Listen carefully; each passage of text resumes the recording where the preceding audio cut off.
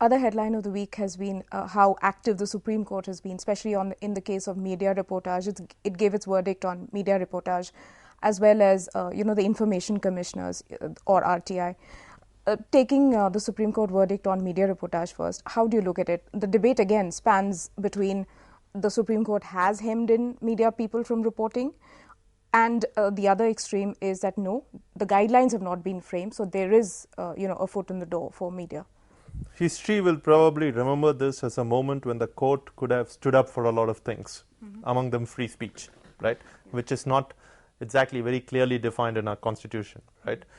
But it could have, and history will remember this as the moment that the Supreme Court didn't, because sure, they didn't frame any guidelines, but what they have done is lost the opportunity to give a clear decision on what constitutes free speech, what can be done, what cannot be done.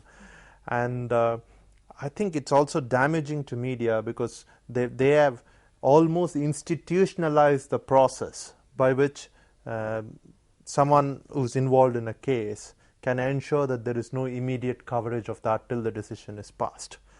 Because although the court says it's a case-by-case basis, if you read the judgment, it's almost institutionalized.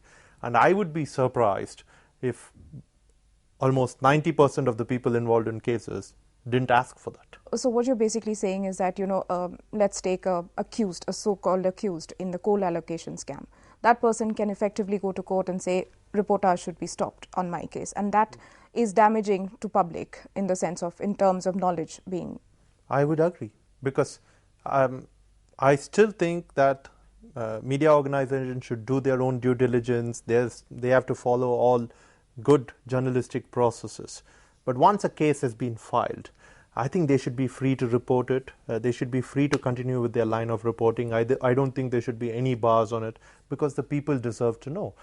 You spoke of coal, where no cases have been filed. So I don't think, let's not look at coal, but let's look at 2G, for instance, where a lot of these cases were filed and a lot of information came out. And I would think almost all that information that came out was later proved to be true. No, it wasn't as if someone was on the wrong trail entirely and misled the public at large. And I would think that almost all of that coverage would not have happened had this ruling been in place.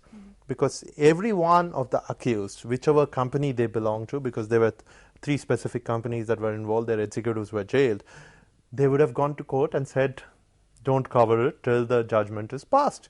And the thing is, a judgment is still not passed. These people are still out on bail. Raja would have, the minister, the former telecom minister, would have gone and said, no reporting till the judgment is passed.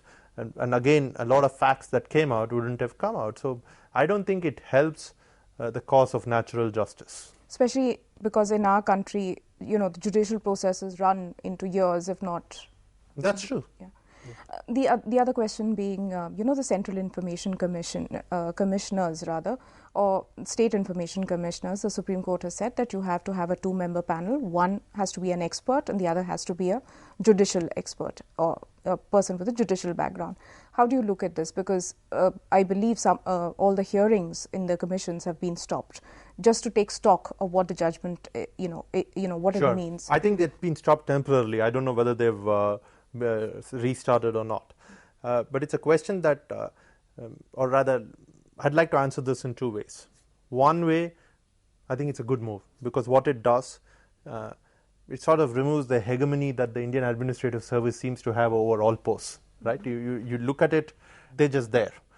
But the second thing, I don't think that hegemony should be replaced by a judicial hegemony, right? Where you can't, everyone, and some of these are specialized jobs, can't be a former bureaucrat or a former judge. There may be someone with that expertise outside. Is this, so you feel that this is not a decision which is helpful to the public? I mean, it's helpful in that it broadens the pool, right? Previously it was largely restricted to IAS people. Now you will also have judges. But maybe you should broaden it some more. Maybe you should have some activists there. Maybe you should have some journalists there. I think if the court can speak for its own, then I think journalists should also start speaking for their own. I just think that you need to have the best people for the job rather than restricting it to one particular group of people. It obviously that raises the question who selects them and all that. But I'm sure we can find our way around that. But I just think that far too many people in this country end up with very, very nice and almost sinecure-ish post-retirement gigs. And many of these people belong to the civil service. Personally and professionally, I'm against these, post-retirement gigs. So it's not terribly helpful decision as far as the public goes. It's a very significant decision, but I don't think it's a terribly helpful decision. Thank you very much for those insights, Sukumar. On that note, we end today's episode. Thank you very much for watching and stay tuned for more.